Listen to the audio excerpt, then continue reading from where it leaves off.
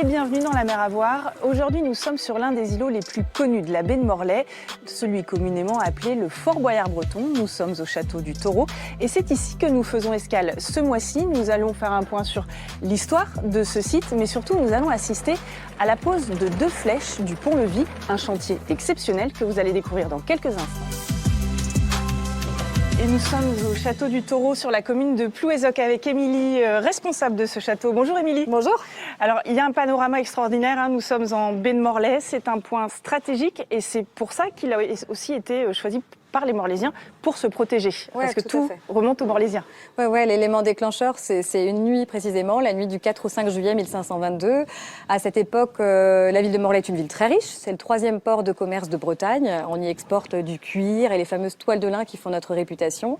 Et qui dit richesse, dit convoitise, notamment chez nos ennemis anglais qui vont décider d'attaquer la ville de Morlaix. Alors la ville de Morlaix va mettre des dizaines d'années à s'en remettre. Et du coup, pour éviter que ce type d'événement ne se reproduise, elles vont d'abord installer des postes de guet du côté de la pointe de Pénalon à Carantec et côté Trégor. Mais à l'époque, en fait, les canons n'ont pas suffisamment de portée pour que ça crée quelque part une véritable barricade à l'entrée de la rivière. Et là, il se trouve qu'il y a un rocher, le rocher du Taureau, plutôt bien placé. Et les habitants de Morlaix vont demander l'autorisation au roi, un peu comme pour un permis de construire aujourd'hui, de construire quelque chose sur ce rocher, le fort du Taureau. Et ainsi, on aura un barrage véritablement complet pour dissuader l'ennemi. Alors après, il a été rénové sous Vauban, reconstruit. Hein. Il reste quand même quelque chose, quelques aspects de l'ancien château du Taureau aujourd'hui qui ont été conservés par Vauban. Et c'est pas pour rien. Ouais, quand Vauban va venir à la demande de Louis XIV faire un état des lieux de la construction existante, il va remarquer 2 qualités à ce fort. D'une part, le fort épouse parfaitement la forme du rocher, ça il va le conserver, c'est une base très solide. Et il va également garder la tour française érigée par les habitants de Morlaix, parce que pendant cette restauration, l'ennemi ne va pas cesser d'attaquer, et c'est quand même hyper important d'avoir un point de vue en fait pour le repérer facilement. Après, Vauban précise quand même une chose aussi, c'est que ce fort est peu solide. Vauban va l'agrandir, va la restaurer, et va lui donner les proportions qu'on connaît aujourd'hui. Ouais. C'est un château qui a connu plusieurs vies au 19e et 20e siècle. Rapidement, quelles ont été ses principales fonctions ? On a l'aspect prison qui va côtoyer avec l'aspect défense, et ça c'est complètement hallucinant parce qu'à partir de 1721, pour récupérer de l'argent, le château va devenir, en plus de cet aspect défensif, une prison sur lettre de cachet. Ce sont des nobles, des riches de la région qui vont être enfermés ici à la demande de leur famille. Ici pour manque de respect à sa mère, pour critique de l'augmentation des impôts. Souvent il y a une histoire d'héritage en fait. La personne est gênante, on va l'enfermer ici, comme ça le reste de la famille peut profiter tranquillement de l'héritage. À l'époque de la prison sur lettre de cachet, on a 11 prisonniers, chacun sa cellule, son feu de cheminée. Sous la Révolution française, on entasse les prisonniers, on en a 70, 80, c'est des conditions de détention différentes. Et puis après, il y a des épopées encore plus exceptionnelles, je dirais. Enfin, moi, j'en ai une que j'affectionne particulièrement, c'est la période Vilmorin. Oui. À l'époque, on est dans les années 30, Mélanie de Vilmorin, la veuve d'un des grainiers Vilmorin, a un coup de cœur pour le château du Taureau.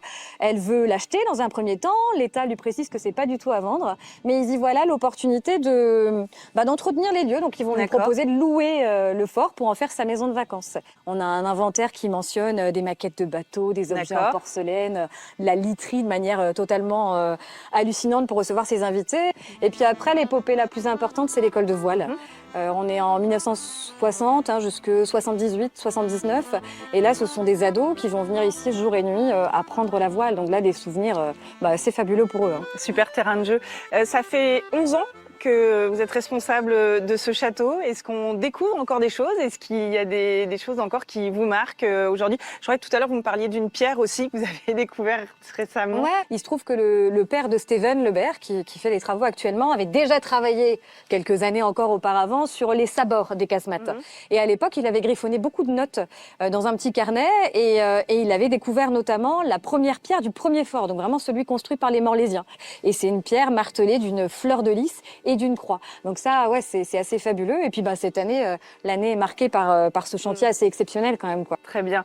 Merci beaucoup, Émilie. Nous, on va aller voir la direction régionale des affaires culturelles pour faire un point justement sur ces travaux. Mais avant, on va faire une petite pause. On va se diriger du côté de la plage de...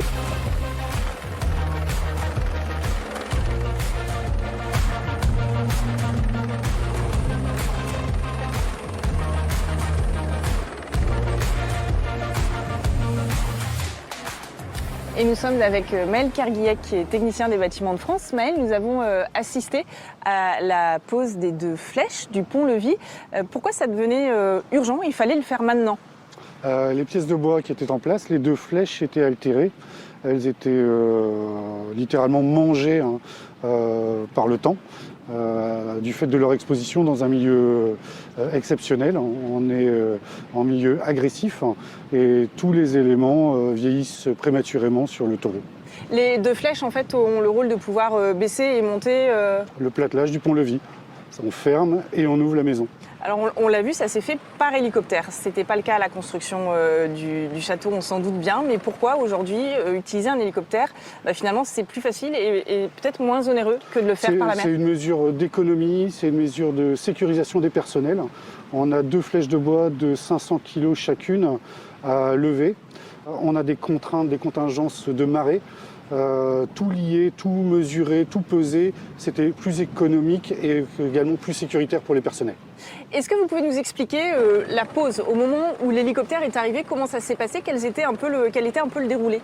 Alors on a 7 mètres d'élingue et il s'agit de la réceptionner depuis le platelage de l'échafaudage pour l'enquiller dans son emplacement ad hoc. Donc on la pose. Et ensuite, les charpentiers, au palon, l'ont déplacée jusqu'à ce qu'elle prenne sa place et soit réassemblée avec toutes les autres pièces. Alors, c'est du bois qui est local en plus. Alors, les 2 flèches viennent de la forêt du Cranou. Elles ont été sélectionnées drastiquement grâce à l'ONF et à l'entreprise de charpente Lebert. Ils ont sélectionné 9 allumettes, entre guillemets, elles font 9 mètres. Il faut un bois qui soit vraiment très droit. Ils ont également eu soin de le scier eux-mêmes pour s'assurer de la qualité du bois qu'ils allaient mettre en œuvre. Quand on est sur ce type de chantier, est-ce qu'on en profite pour faire d'autres choses aussi au sein du château? C'est tout le temps, en fait, il se passe des choses. Alors, il y a un entretien constant du château. Il se trouve que quand on met des moyens comme ça en œuvre, qu'on a de l'échafaudage, des barges qui arrivent avec du matériel, on profite pour faire tous les petits à côté et passer un marché globalisé par le biais de l'État au ministère de la Culture. Est-ce que vous avez des exemples à nous donner sur ce qui fait en fait cet environnement? Qu'est-ce que ça peut impacter au sein du château au niveau des fenêtres, au niveau des bois, des ferronneries? Alors on est sur des casemates qui sont à fleur d'eau pour pouvoir flanquer de batteries les navires ennemis. Donc on a pour fermer ces casemates des pièces de bois qui sont des pièces d'usure. Puisqu'elles subissent les paquets de mer, on est sur des consommables. Une dernière chose, être technicien en Bâtiments de France, c'est un métier passion? Ma femme dit que j'ai un métier loisir. C'est sûr que ce sont des métiers d'exception, on est peu nombreux à les faire. J'ai la chance de travailler dans une direction qui fait de l'assistance à maîtrise d'ouvrage et également de la maîtrise d'ouvrage. Donc on a les moyens pour travailler sur des sites exceptionnels. Merci beaucoup Maël de nous avoir parlé de ce chantier et merci à vous de nous avoir suivis. La mer à voir, ça se termine. On se retrouve le mois prochain pour un nouveau rendez-vous.